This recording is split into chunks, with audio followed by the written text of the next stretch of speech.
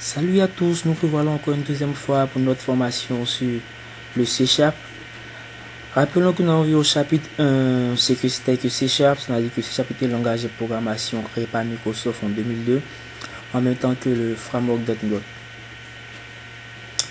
Donc dans ce deuxième chapitre, nous verrons exclusivement la création et l'exécution d'un projet C#. Le chapitre, nous aborderons l'utilisation de Visual Studio, qui est l'outil de développement que nous allons étudier pour concevoir notre code C#, comment créer un projet et comment exécuter ce projet. Donc rapidement, nous allons continuer. En premier lieu, nous avons besoin pour travailler avec le C#. Comme tout à l'heure, l'homme a certains éléments. A priori, faisons du développement informatique, nous avons forcément besoin d'un ordinateur. En deuxième position, nous avons besoin d'un système d'exploitation qui soit Windows ou Linux. Nous avons rappelé que dans le premier chapitre, nous avons dit que si Linux pouvons développer du C# avec Mono, et si Windows, nous avons la possibilité d'utiliser soit Visual C# ou Visual Studio. Tout compte fait, Visual C# est contenu dans Visual Studio. En plus de cela, nous avons besoin d'un outil de développement qui est, comme je disais tantôt, un puissant éditeur de test, un compilateur, un environnement d'exécution. Tout cela va se trouver dans notre Visual Studio. L'éditeur de test va nous servir à créer des fichiers contenant des instructions en langage C#. Le compilateur, comme nous l'avons vu au premier chapitre, nous avons toujours en parlé. Le compilateur va servir à transformer ce fichier en une instruction compréhensible par l'ordinateur. N'oublions pas que le C# ne compile pas directement le programme en langage machine. Il va le mettre dans un programme intermédiaire qu'on va appeler CIL, code de langage intermédiaire, qui lui sera transformé par le CLR pour obtenir le langage machine compréhensible par l'ordinateur. Donc le moteur d'exécution va permettre de faire l'action informatique correspondante. Comme outil de développement, nous utilisons ici soit du Visual C# ou du Visual Studio sur Windows et Mono sur Linux. Mais pour cette formation, nous utilisons un environnement Microsoft, donc Windows. Et spécifiquement, moi j'utiliserai la version 2013 de Visual Studio. Donc j'espère que vous avez pu vous en procurer votre Visual Studio sur le site de Microsoft. Donc sur l'installation de Visual Studio, pour commencer à découvrir l'environnement de développement, soit pour ça gratuitement Visual Studio dans sa version Express. C'est-à-dire que la version Express de Visual Studio est carrément gratuite. C'est une version allégée de l'environnement de développement qui permet de faire plein de choses. Mais l'outil est pas assez développé que la version payante. Donc compte fait pour cette formation, la version gratuite est suffisante. De contre, il serait encore intéressant que vous puissiez vous acheter une licence de Visual Studio pour voir ce que vous en faites de plus.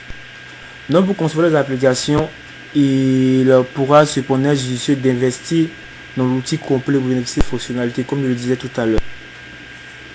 Donc pour développer en C# gratuitement avec les applications, nous avons besoin d'une version de Visual Studio C# Express.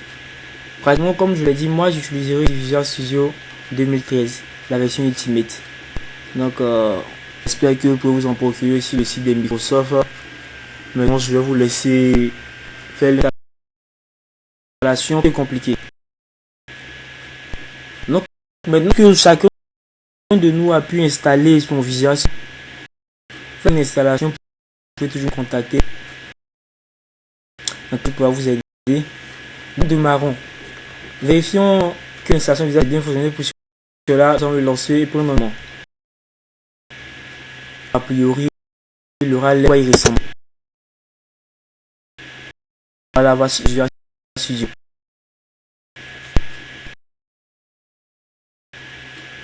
Pour des débutants, on va dire pour nous qui commençons que c'est bizarre. Mais ne vous inquiétez pas, nous avons pensé à ce que nous allons essayer de voir les fonctions indispensables, de éliminer cette complexité de ce magnifique environnement de développement qui est Visual Studio. Donc, comme nous l'avons dit, nous allons créer des projets.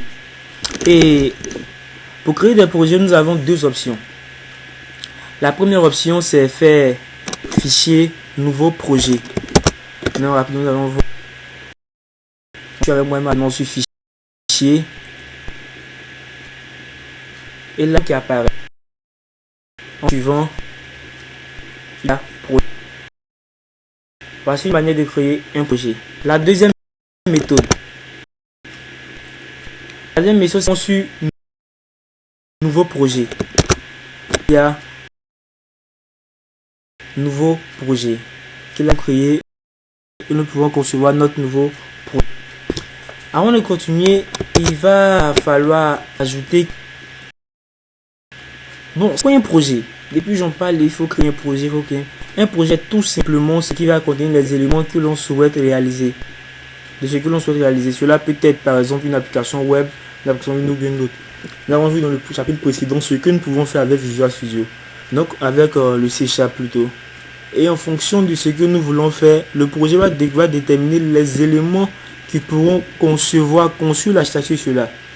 Le projet contient aussi le conteneur des fichiers. Le conteneur des fichiers et les fichiers de langage en C#, dans notre cas bien sûr. Ce qui permet de construire ce que l'on souhaite réaliser et les fichiers qui composent le. Donc maintenant, essayons donc de créer un nouveau projet. Et ce que tout outil va noter. Bon, voici la création de. Je vais utiliser directement l'onglet nouveau projet. Donc là, il va prendre du temps.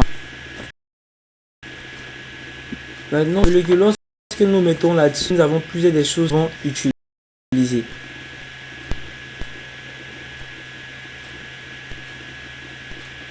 Bon, ça prend plus de temps. J'ai pas mal de processus activés. Donc, c'est un environnement assez lourd. Il va falloir le manier avec aisance, bien sûr.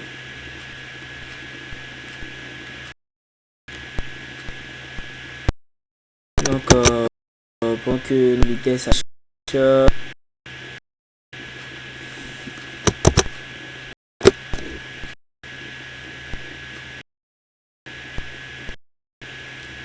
Voilà.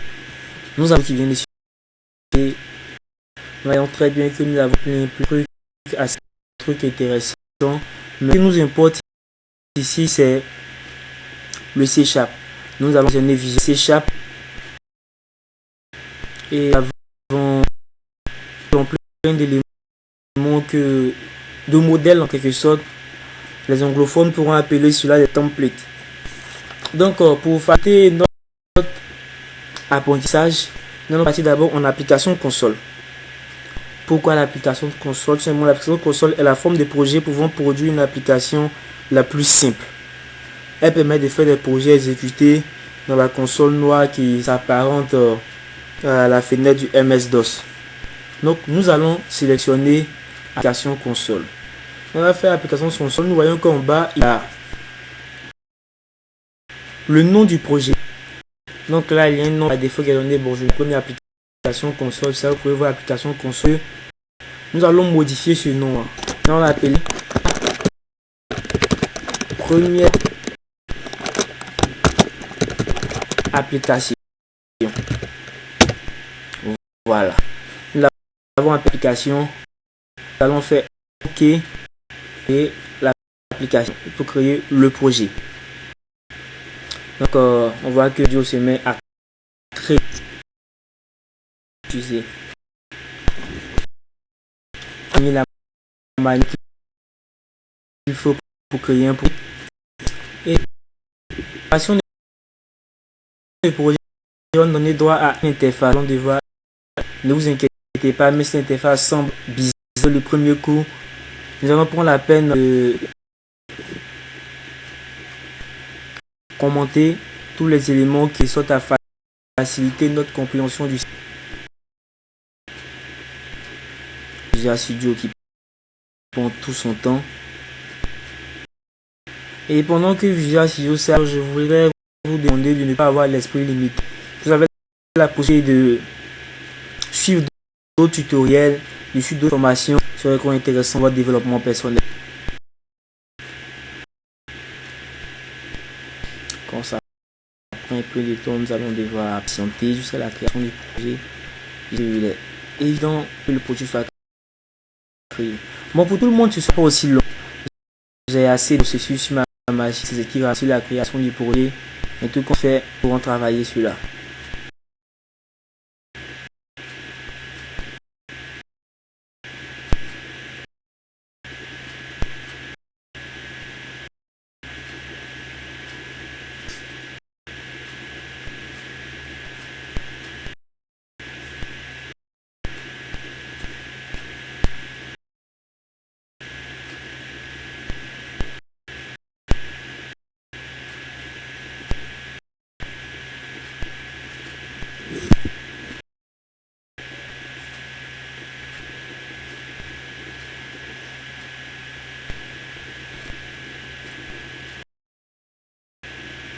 Voilà. Nous voyons au bas de la page la création de ma première application opération. Voilà. Nous allons notre projet affiche. Donc là, il y a les différents éléments qu'il y a. Donc, regardons très bien suivant à répondre. Nous avons là. Bon, je vais appeler ce volet là 1. Il y a tout simplement que. Bon, tout comme fait avant cela, l'analyse du projet. Les gars, nous venons de créer le projet. Allons à notre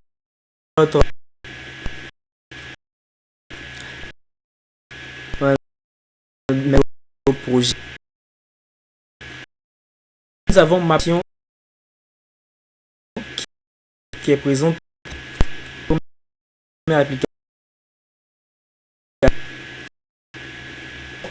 Un fichier, la première application, c'est un fichier destination.s qui est un fichier.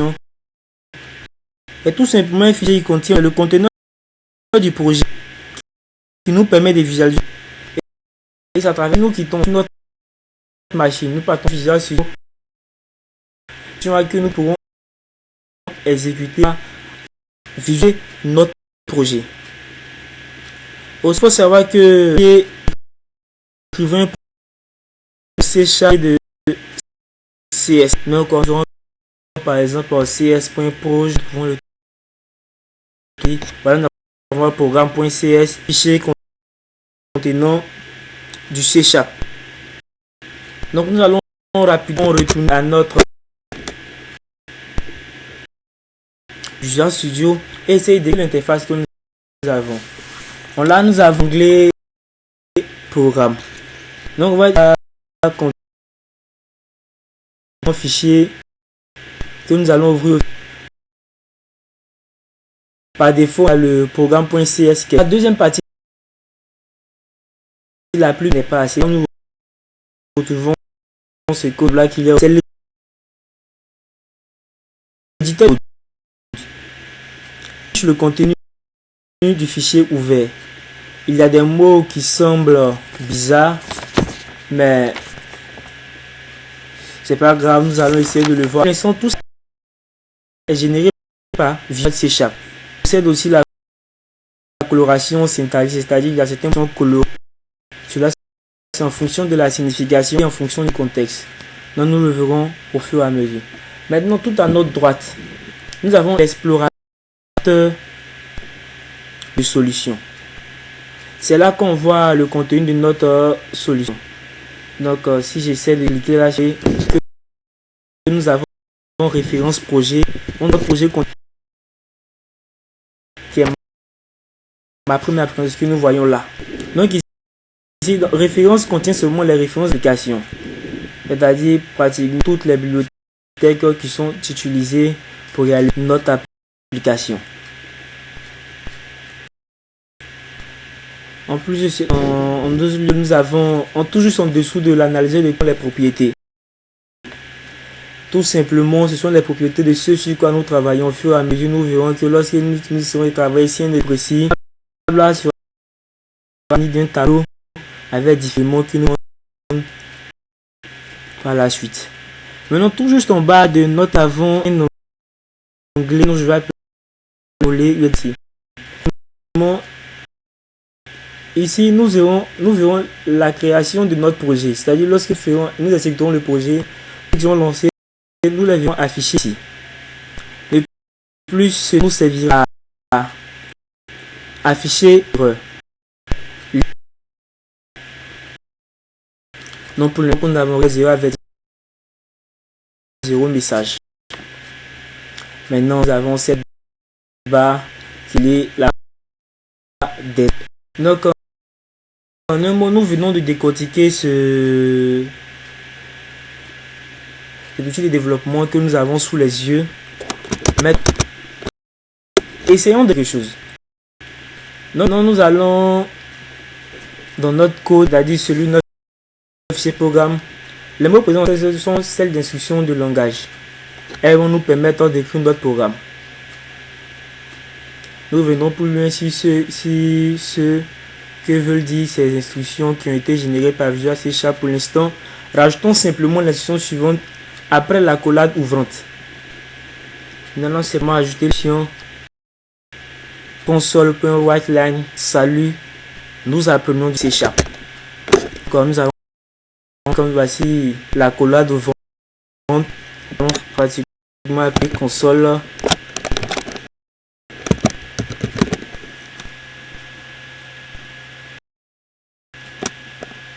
Bon, le problème, ma machine est un peu lente, mais j'espère que vous me suivez vraiment. Voilà, console. Point.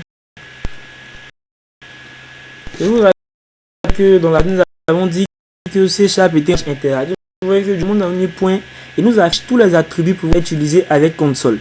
Donc nous allons utiliser, nous c'est white qui nous intéresse. Donc nous allons commencer à taper W au fur et à mesure que l'élément que nous voulons afficher. Donc point white line thèse. Je vais appeler ça le trim salut. Nous apprenons du C#. Pour ceux qui ont Cal ou tout autre langage, l'instruction termine toujours par un point vu. Vous voyez que nous n'avons rien mis, mais Visual nous mentionne qu'il y a un élément qui est attendu. Donc on voit qu'il y a un qui est attendu pour la fin de l'eau. Nous allons mettre une virgule, une liste d'erreurs, ne clôt rien. Donc cette commande que nous venons d'écrire, c'est notre premier code que nous venons d'écrire. Cette instruction va nous permettre d'afficher dans notre compte ce message là. Salut, nous apprenons du C#. Donc maintenant, essayons de passer à l'exécution de ce projet.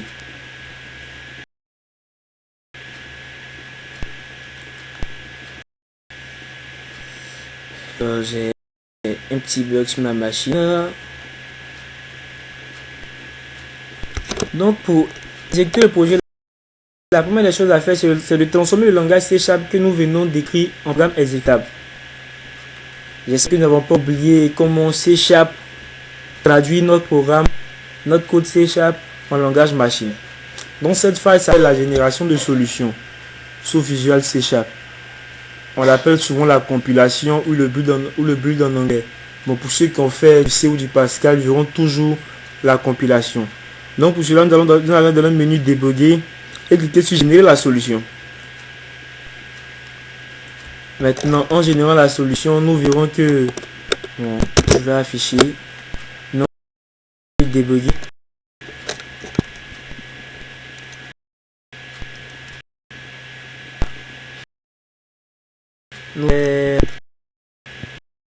Excusez-moi, ce n'était pas débugger, c'est plutôt générer la solution.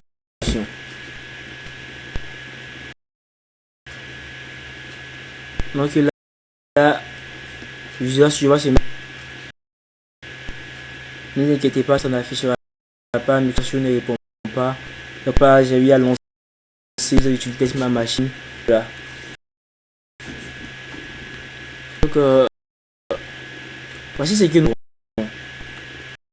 Donc on s'attend lorsque le terminer la génération de la son et l'affiche tout au bas ici. Réussi. Message que nous attendons pour pouvoir continuer. Voilà. Vous voyez qu'automatiquement, avant bas début de la génération et les sorties se met en marche.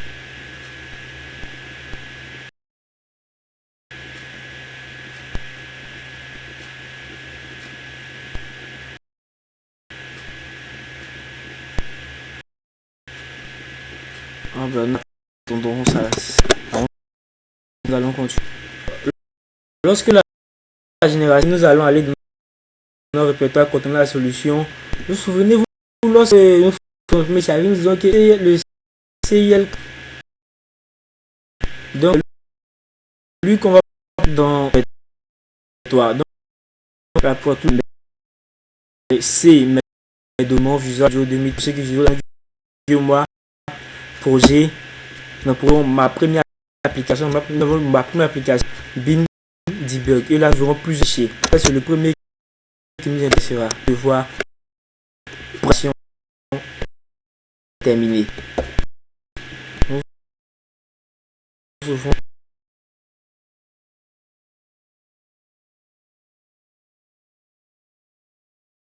nous avons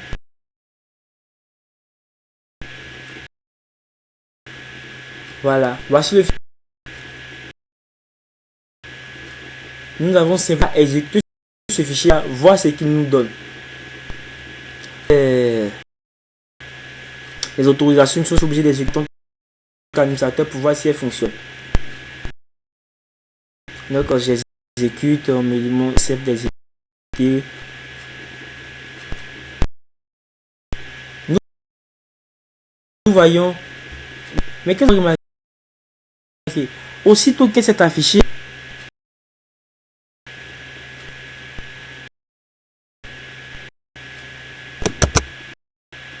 nous avons aussitôt que c'est affiché, elle est fermée. C'est vraiment pas, c'est tout simplement le fait que ça j'ai affiché, mais n'avait pas d'autres instructions à exécuter, donc automatiquement il a fini de faire ce n'est pas un problème d'immédiat. Donc là nous sommes dans notre Visual Studio. Pas vous verrez ce petit n'affiche pas chez vous, donc et celui-là donc nous allons faire clic personnaliser.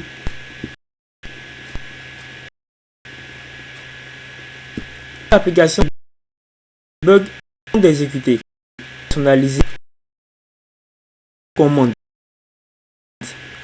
Nous allons demander pardon que va lui demander d'exécuter sans débugger. Donc on a standard.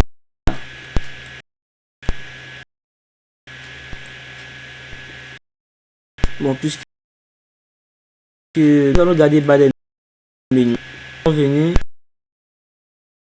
excusez-moi, et là standard, ajouter. Donc à là comme tout doit, nous allons chez des bugs. Donc nous avons des bugs. Nous allons venir exécuter sans débugger.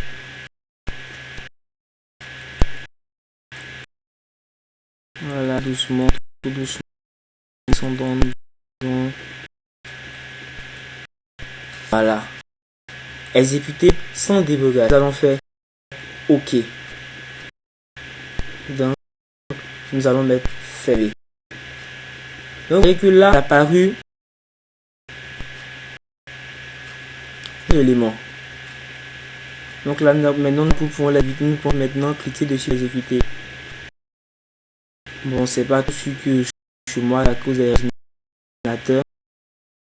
Là, comme ce que je disais, chez vous, devez afficher. Voilà. Ainsi, nous venons d'exécuter notre tout en Visual Studio. Nous venons, ce n'est vraiment pas compliqué.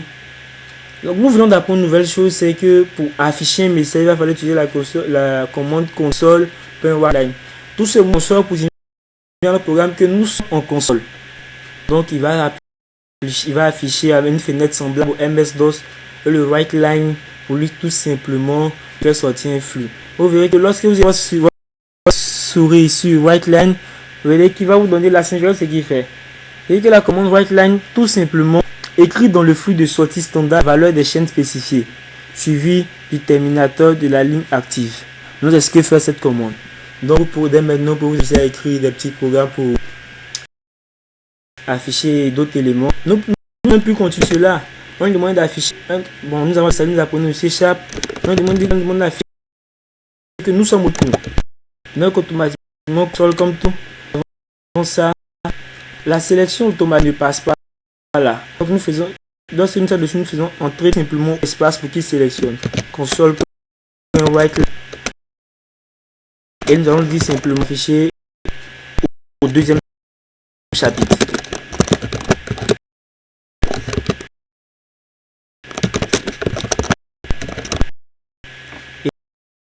Et nous n'oublions pas que notre instrument pour un tout qu'on fait Visual Studio vous rappellera toujours qu'il manque un point virgule. Là,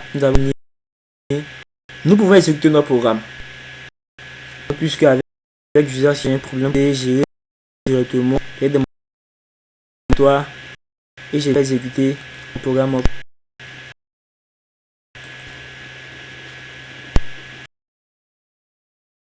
Donc c'est toujours la même chose, ça le fait. On devait bien exécuter. Pour tous ceux qui le contrôlent des programmes, toujours nous contacter. J'espère que ça a été utile. Rappelons que nous avons vu comment créer un projet, comment afficher un texte dans notre application console, comment l'exécuter de sorte à pouvoir voir facilement ce qui est écrit. Et pour la prochaine fois, nous verrons les syntaxes du C#. Donc j'espère que vous exercerez à afficher un tas de messages à l'écran juste pour voir comment cela fonctionne. Au fur et à mesure nous pourrons continuer. J'espère que ce cours a été utile et passer une très bonne